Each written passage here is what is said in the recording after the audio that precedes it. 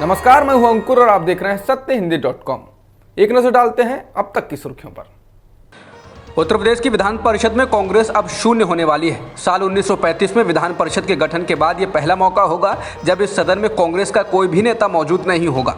सदन में कांग्रेस के अकेले एमएलसी दीपक सिंह 6 जुलाई को रिटायर हो रहे हैं। दीपक सिंह कांग्रेस के पुराने नेता हैं और साल 2016 में विधान परिषद के सदस्य चुने गए थे।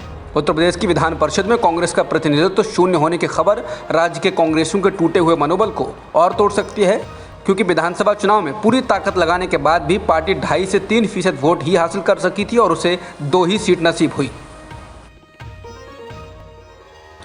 कांग्रेस नेता राहुल गांधी ने भारत की अर्थव्यवस्था को श्रीलंका के वर्तमान में हालात से तुलना की है। राहुल ने ऐसा करते हुए मोदी सरकार पर निशाना साधा। राहुल ने ट्विटर पर ग्राफ को साझा करते हुए कहा कि लोगों को भटकाने से तथ्य नहीं बदल जाएंगे। भारत बहुत कुछ श्रीलंका जैसा दिखता है। अपने इस ट्वीट में राहुल गांधी ने 3 आधारों बेरोजगारी, पेट्रोल के दाम और सांप्रदायिक हिंसा पर भारत की तुलना की। हार्दिक पटेल ने कांग्रेस को अलविदा कह दिया है। वो गुजरात कांग्रेस में कार्यकारी प्रदेश अध्यक्ष के पद पर थे। काफ़ी दिनों से इस बात की अटकलें जोरों पर थी कि हार्दिक जल्द ही कांग्रेस से किनारा कर सकते हैं और बुधवार को ये बात सच साबित हुई। हार्दिक पटेल ने ट्वीट कर कहा कि कांग्रेस पार्टी की प्राथमिक सदस्यता से इस्तीफा दे रहे हैं और उन्हें विश्वास है कि उनके इस निर्णय का स्वागत हर साथी और गुजरात की जनता करेगी। हार्दिक पटेल ने इस्तीफा देते हुए कांग्रेस पर गंभीर आरोप भी लगाए। हार्दिक ने कहा कि कांग्रेस नेतृत्व किसी भी मुद्दे पर गंभीर नहीं होता है और उनके पास रोड मैप नहीं है। यही नहीं, हार्दिक ने कहा कि गुजरात कांग्रेस के नेता जनता के मुद्दों पर ध्यान नहीं देते हैं। उनका ध्यान इस बात पर रहता है कि दिल्ली से आए नेता को चिकन सैंडविच मिला या नहीं।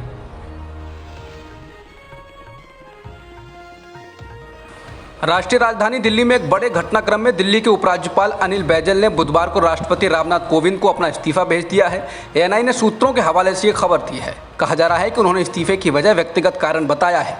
अनिल बैजल ने दिसंबर 2016 में दिल्ली के 21वें उपराज्यपाल के रूप में पदभार ग्रहण। बैजल को उनके पूर्ववर्ती नजीब जंग के भी तब अचानक से इस्तीफा देने के बाद इस पद पर नियुक्त किया गया था। 37 साल से अधिक के करियर में बैजल ने कई प्रतिष्ठित पदों पर कार्य किया। उन्होंने केंद्रीय गृह सचिव, सचिव शहरी विकास, भारत सरकार, दिल्ली विकास प्राधिकरण के उपाध्यक्ष और अंडमान और निकोबार द्वीप समूह के मुख्य सचिव के रूप में कार्य किया है। पूर्व प्रधानमंत्री राजीव गांधी हत्याकांड के दोषियों में से एक एजी पेरार विलन को सुप्रीम कोर्ट ने रिहा करने का आदेश दिया है। वो करीब 30 साल से सलाखों के पीछे हैं। सुप्रीम कोर्ट ने बुधवार को ये फैसला सुनाते हुए कहा कि राज्यपाल राज्य मंत्रिमंडल की रिहाई की सिफारिश को ऐसे नहीं लटकाए रह सकते हैं। इस फैसले से मामले के अन्य 6 दोषियों की रिहाई का मार्ग प्रशस्त हो सकता है। उन दोषियों में नलिनी श्रीहरन और उसके पति मुरुगन शामिल हैं।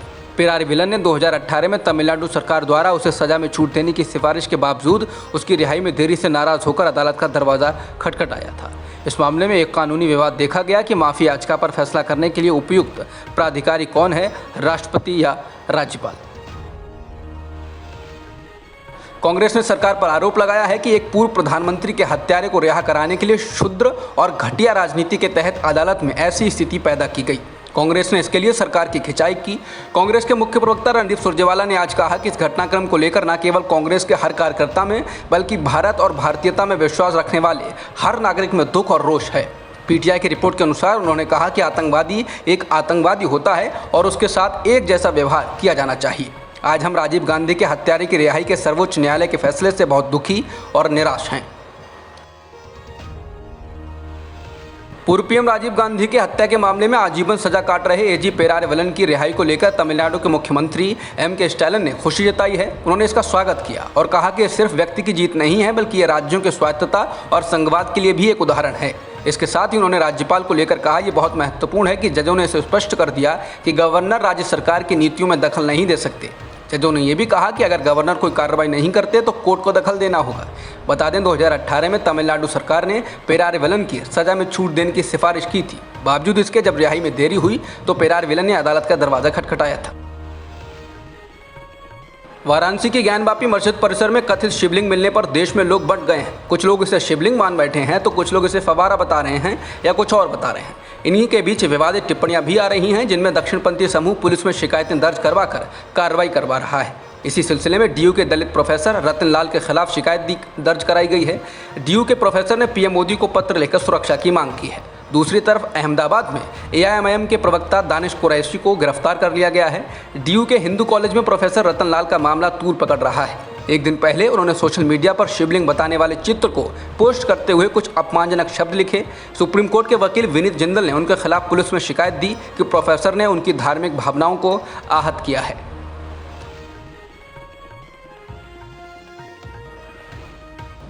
लखनऊ विश्वविद्यालय में हिंदी के प्रोफेसर और दलित चिंतक डॉक्टर रविकांत पर बुधवार को हमला हुआ है। खबरों के मुताबिक लखनऊ विश्वविद्यालय के एक छात्र नेता कार्तिक पांडे ने विश्वविद्यालय परिसर में उन पर हमला किया। प्रोफेसर रविकांत के खिलाफ कुछ दिन पहले एबीवीपी के कार्यकर्ताओं ने प्रदर्शन किया था। प्रोफेसर रविकांत के द्वारा काशी विश्वनाथ मंदिर ज्ञानवापी मस्जिद विवाद को लेकर सत्य हिंदी के एक कार्यक्रम में एक टिप्पणी की गई थी। एबीवीपी के सदस्यों को उनकी टिप्पणी के उस हिस्से पर आपत्ति थी जिसमें उन्होंने पट्टाभी सीतारमैया की किताब फेदर्स एंड स्टोन्स की एक कहानी का जिक्र किया था। ज्ञानवापी मस्जिद विवाद मामले में बुधवार को सुनवाई नहीं हो सकी। ऐसा इस वजह से हुआ क्योंकि वकील अपनी कुछ मांगों को लेकर 2 दिन की हड़ताल पर हैं। अब वाराणसी की अदालत इस मामले में सुनवाई की अगली तारीख का ऐलान करेगी। बुधवार को 2 अलग अलग मामलों में सुनवाई होनी थी। इसमें एक मामला महिला पक्ष की ओर से शिवलिंग और उसके आसपास के परिसर को लेकर दायर याचिका का था, जबकि दूसरे मामले में उत्तर प्रदेश सरकार की ओर से दायर की गई याचिका पर सुनवाई होनी थी। ज्ञानवापी मस्जिद मामले के बीच अब बसपा प्रमुख मायावती ने प्रतिक्रिया दी। उन्होंने अपने बयान को ट्विटर पर साझा किया है। मायावती ने कहा कि देश में बढ़ रही गरीबी, बेरोजगारी और आसमान छूती महंगाई से जनता का ध्यान भटकाने के लिए बीजेपी धार्मिक स्थलों को निशाना बना रही है। इससे कभी भी हालात बिगड़ सकते हैं। बसपा सुप्रीमो ने कहा कि आज़ादी के वर्षों बाद अब यहाँ ज्ञानवापी, मथुरा, ताजमहल और अन्य स्थलों के मामलों की आड़ में साजिश के कर लोगों की भावनाएं भड़काई जा रही हैं। मायावती ने कहा कि इससे देश मजबूत नहीं बल्कि कमज़ोर होगा। बीजेपी को इस ओर ध्यान देने की ज़रूरत है। मायावती ने कहा कि विशेषकर एक धर्म समुदाय से जुड़े स्थानों के नाम जिस प्रकार से एक कर बदले जा रहे हैं, इससे शांति नहीं बल्कि आपसी नफरत बढ़ेगी। इससे ना तो देश और ना आम जनता को भला हो सकता है।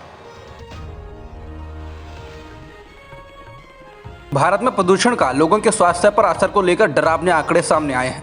द लैंसेट प्लेनेटरी हेल्थ में प्रकाशित the Lancet commission on pollution and health ने कहा है कि 2019 में प्रदूषण के कारण भारत में 23 लाख से अधिक लोगों की अकाल मृत्यु हुई। ये दुनिया में सबसे ज़्यादा है। दुनिया भर में ऐसी 90 लाख मौतों में से 1/4 से अधिक भारत में हुई हैं। इसमें भी चौंकाने वाला तथ्य ये है कि 2019 में प्रदूषण से भारत में हुई कुल मौतों में से 16.7 लाख मौतों के लिए वायु प्रदूषण जिम्मेदार था। देश में उस वर्ष सभी मौतों में से 17.8% मौतें वायु प्रदूषण के कारण हुई। द लैंसेट प्लेनेटरी हेल्थ में प्रकाशित उस रिपोर्ट के अनुसार किसी भी देश में वायु प्रदूषण से संबंधित मौतों की ये सबसे बड़ी संख्या है। अब तक की खबरों में इतना ही। बाकी खबरों के लिए बने रहिए सत्यहिंदी.com के साथ।